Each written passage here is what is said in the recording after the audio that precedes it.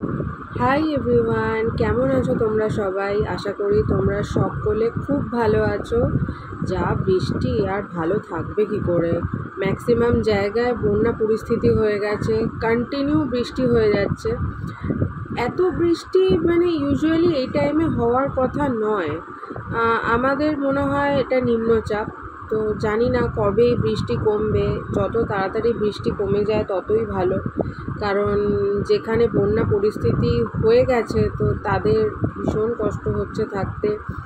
মানে হুগলিরই অনেক ভিতর দিকে অনেক জায়গায় বন্যা পরিস্থিতি হয়ে গেছে। তো সেটা বৃষ্টিটা যতক্ষণ না কমছে কোনো আশা কিছু দেখতে পাচ্ছি না। আর তার মধ্যে তোমাদের সঙ্গে গল্প করতে করতে আমি এদিকে ডালটা বসিয়ে দিলাম। ভাতটা আমি আগেই বসিয়ে দিয়েছি, পুজো করতে করতে আমার ভাতটা রান্না হয়ে গেছে। আর রান্না হবে হচ্ছে পাবদা মাছ সর্ষে বাটা দিয়ে করব। এই যে দেখো, মাছটা অনেকক্ষণ আগে কিন্তু আমি বার করে রেখেছি, তবুও ওটা শক্ত হয়ে আছে। আর আজকে আমি মাছ খাবো না, তার কারণ হচ্ছে আজকে রান্না পুজো। তো রাত্রেবেলা থেকে মানে সন্ধেবেলা থেকে রান্না শুরু হবে, সেটা নেক্সট ব্লগেই তোমরা দেখতে পাবে। আর আমি মাছ খাবো না, তার কারণ আমি যেহেতু রান্নাবান্না করব, তো তার জন্য আমি নিরামিষ খাবো। এটা হচ্ছে স্যান্ডি আর ওর শাশুড়ি মায়ের জন্য। তো তার জন্যই আর কি 2 পিস মাছ আছে। আর 1 পিস মাছও আমি কিনেছিলাম, এটা আগের দিন হওয়ার কথা ছিল, সেটা আমি ও বাড়িতে পাঠিয়ে দিয়েছি। আমি কি যে আমি যখন খাবো না, এরা ফ্রিজে রাখা মাছ খেতে চায় না।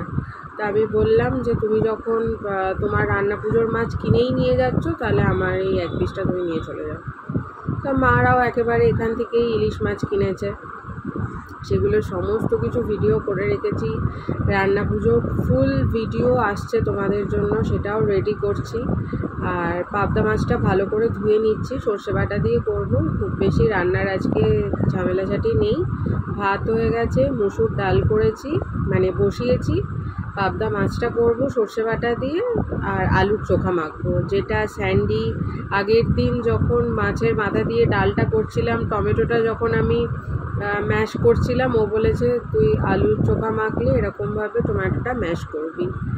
তো ও টমেটো দিয়ে আলুর চোখা খেতে খুব ভালোবাসে, সেইভাবেই করে দেবো ও যেভাবে খেতে ভালোবাসে। আর এদিকে মাছটার মধ্যে নুন হলুদ মাখিয়ে নিই। মাছটা না মানে ধুতে ধুতেই মনে হলো যে খুব ভালো মাছটা। আর এরকম বড় সাইজের পাবদা মাছ, মানে ভালো মাছটা, খুব ভালো কোয়ালিটি। আর বাকিটা তো বোঝা যাবে রান্নার সময় যে মাছটা আর কত ভালো। তো এবার এই রান্নাটা করতে বেশিক্ষণ সময় লাগবে না। আর বাইরের দিকে দেখছি জামা কাপড়গুলো একটু বাইরের দিকে ভালো করে শুকোতে পারলে ভালো হতো। কেচে তোছি, কিন্তু ও একটুখানি জলই হয়তো ঝরবে, সেরকম ভালোভাবে শুকোবে না, কারণ বাইরে পুরো ক্লাউডি ওয়েদার, বৃষ্টি যখন তখন নামলো বলে। বাইরের দিকেও একবার করে দেখছি। তো যাই হোক, যদি জলটাও ভালো করে ঝরে যায় সেটাতেও অনেক হবে। তারপরে বাকিটা না হয় ফ্যানের তলায় রোজকার মতো শুকিয়ে নেব।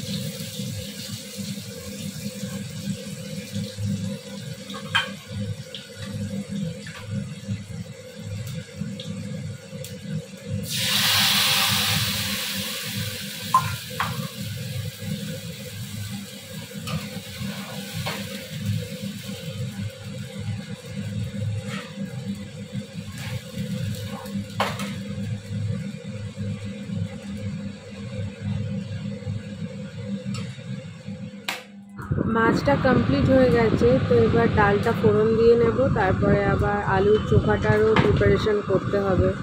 তারপর রান্না করতে থাকি আর তোমরাও দেখতে থাকো।